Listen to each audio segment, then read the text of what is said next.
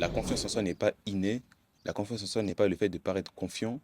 La confiance en soi n'est pas le fait de ne jamais douter de soi. Ce qu'on appelle aujourd'hui la confiance en soi dépend surtout de ce qui se passe à l'intérieur de toi. Et dans le fond, c'est plus une question de perception.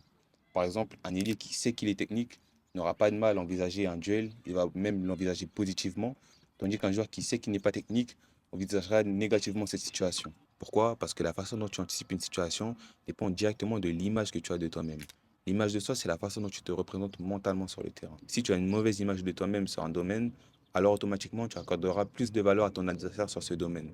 Et à partir du moment où tu te places mentalement au-dessous de ton adversaire, c'est à ce moment-là que tu commences à jouer ce que j'appelle un football protecteur. Un football protecteur, c'est un football dans lequel tu te brilles car tu anticipes les échecs.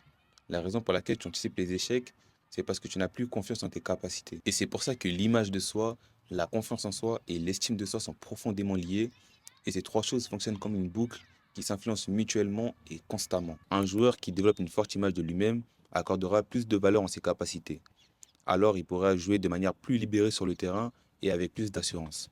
Tandis qu'à l'inverse, un joueur qui ne développe pas une forte image de lui-même jouera sur le terrain avec plus de retenue, plus de stress et plus de peur. Et c'est pour cela que travailler uniquement sur le stress ou la motivation ne suffit pas toujours, car il ne traite peut-être pas le problème de fond qui peut subsister chez certains. Car au final, un joueur ne joue pas seulement avec ses qualités physiques et techniques, il joue aussi avec l'image qu'il a de lui-même sur le terrain. Alors la question devient, comment bâtir une image de soi solide? Et c'est là qu'intervient le travail de préparation mentale. Mon but, en tant que préparateur mental avec le Flexing Project, est de t'accompagner dans la création de routines mentales personnelles qui vont t'aider à bâtir correctement une image de toi-même, ainsi que les différents travaux sur les déclencheurs du flow, afin que tu puisses jouer libéré sur le terrain. Si tu souhaites, je peux t'envoyer une aide gratuite afin que tu gères mieux ton stress sur le terrain. Et si tu veux aller plus loin avec un accompagnement complet sur ta préparation mentale personnelle, où on va travailler sur la confiance en soi, sur l'image que tu as de toi-même, sur les déclencheurs de l'état de flow, tu as juste à monter stress et on en parle en message.